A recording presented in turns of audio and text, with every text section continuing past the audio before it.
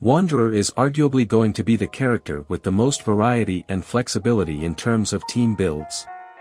In fact, reactionless damage dealers that don't require energy batteries to work, go a long way when it comes to team building variety, as you can basically team them up with any character without breaking their core identity. This is even more true for Anemo carries, since they can hold the Viridescent Veneer artifact set and support their allies while being on field, through resistance shred effects. In this video I'll go through a lot of Wanderer's team options, showing the theoretical damage of some team builds, and summarizing the usefulness of the highlighted characters through a tier list. The premise of this analysis is that all the 4 stars characters I'll talk about will be presumed to be Constellation 6, and all the 5-star characters Constellation 0, unless it's specified otherwise. Of course, this method doesn't cover all scenarios, but doing that is virtually impossible at this stage, and potentially a wasted effort as well, since after all, Wanderer hasn't been released yet, and synergies with different characters could very well change by then.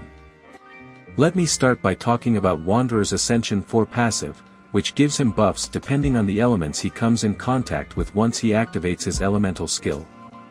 The passive is part of the reason Wanderer has many team options, since even mediocre sub-DPS can find a spot on his team if they have the right element. From my perspective, Cryo and Pyro are currently the best buffs, as they maximize Wanderer's offensive stats while not changing his rotations, meaning they function as straight-up buffs like the one you'd get from any support.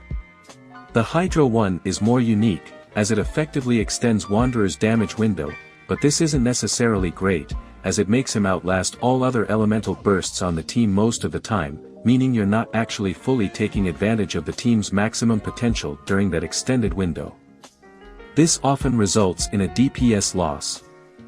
The Electro one is the glaringly subpar one, at least when Wanderer is at Constellation 0, because on most of his teams he just won't have irreparable energy issues, and even if he does, his elemental burst is just not that big of a deal at Constellation 0.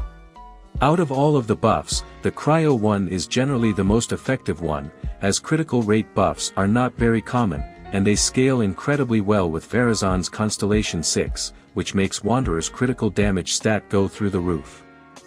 Now that I've explained this, let me also tell you that a lot of the Wanderer's teams I'll address are built on the premise Wanderer can get 2 of those 4 different buffs simultaneously, and there is a way for him to do that consistently.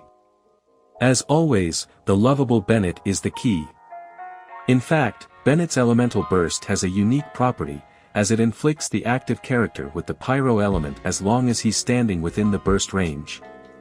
This status counts as an element Wanderer can come in contact with by using his elemental skill, which means that if there is Bennett's burst on field, and the opponents have elements inflicted on them other than Pyro, you'll be able to get the Pyro buff plus the other elements buff.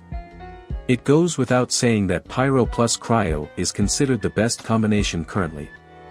Without further ado, let's go through a few of his teams. As I've mentioned a lot of times in my previous videos, Hypercarry Wanderer with Yunjin or Jean C4 is the best possible team you can make, at least from a theoretical standpoint. Jean's variant is unquestionably the best, as it does the most damage, has a lot of healing, and you won't have any issues managing the team's energy. On the other hand, Yunjin comes with a 30 hits limit that becomes noticeable in AoE scenarios and is annoying to manage energy requirements wise. Among the teams that deal the best damage, we see some that include Bennett and either Yelan or Rosaria. While Hydro is not a great element for Wanderer, Yelan is so strong as a unit that it more than makes up for how much better other elements are, even though it'll probably be hard for you to apply Hydro resistance shred if paired with Bennett, because of rotation limitations.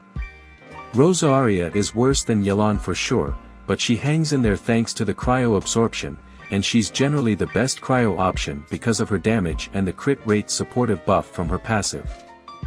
Layla is also a great option, as she provides a useful shield, while being a better offensive option than the likes of Diana, especially if you have her C4, which buffs Wanderer's normal and charged attack damage a few seconds per rotation. Triple Anemo options without Jean C4 are penalized by the fact you're absorbing just one element, while not having a strong enough Anemo unit to make up for it, but they're still decent overall and have more grouping utility than any other team. As you can see, there is also a Wanderer driver team with Beidou and Fischl, where he holds the Viridescent Veneer. His personal damage there is not the highest, but it's still high enough to go for a traditional attack, a Nemo damage, crit build on him as opposed to Elemental Mastery.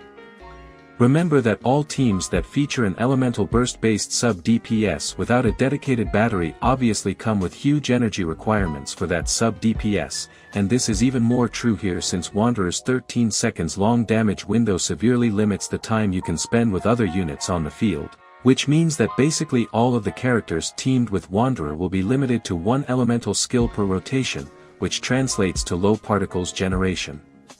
Now, let's move to the tier list. If it wasn't obvious enough from the ranking, Farazan and Bennett are must-have units, as they just go on so many of his teams that it's hard to justify not putting them higher than most other units. C4 Jean is not quite as versatile as them, but she still deserves a spot on the highest tier because of how great her hypercarry variant is. Yun Jin is a tier lower, despite her hypercarry team being so great theoretically, because of her limitations which I explained earlier. Meanwhile, Yelan and Rosaria at the current point in time seem the true solid alternatives to the hypercarry builds. Ranked a bit lower, you can see a bunch of cryo options, which are favored by how great their element is for Wanderer, as I said. Specifically, Layla and Diona might just be the perfect comfort picks, thanks to their shields and solid damage contribution. Xingqiu is also great for a similar reason, as he provides interruption resistance while not tanking the team's damage, unlike units like Thoma and Zhongli. Speaking about the latter, the double Geo team variant with Albedo, which stood the test of time for so long on Anemo DPS teams such as Xiao Hypercarry, just pales in comparison to many other options here, as Albedo's sub-DPS potential is just not that great outside of mono Geo teams with Goro, and Zhongli's resistance shred is not really that good here considering Farazan already does the same for Wanderer. As a standard rule, the units in the first 4 tiers are the ones that can be part of strong Wanderer teams, while the D tier is either for mediocre comfort picks, or units whose damage contribution is so bad that they're being compared to said comfort picks. Honorable mention for Dendro, as Aggravate can be generated through Electro swirls as well, so using Wanderer as an Aggravate carry alongside 2 Electro units and a Dendro one has some potential. It's not great unless you own Nahida C2, but it's worth considering nonetheless. I'm done for today. Let me know what you thought about the video in the comments, and if you've enjoyed it, make sure to put a thumbs up and subscribe. See you in the next video.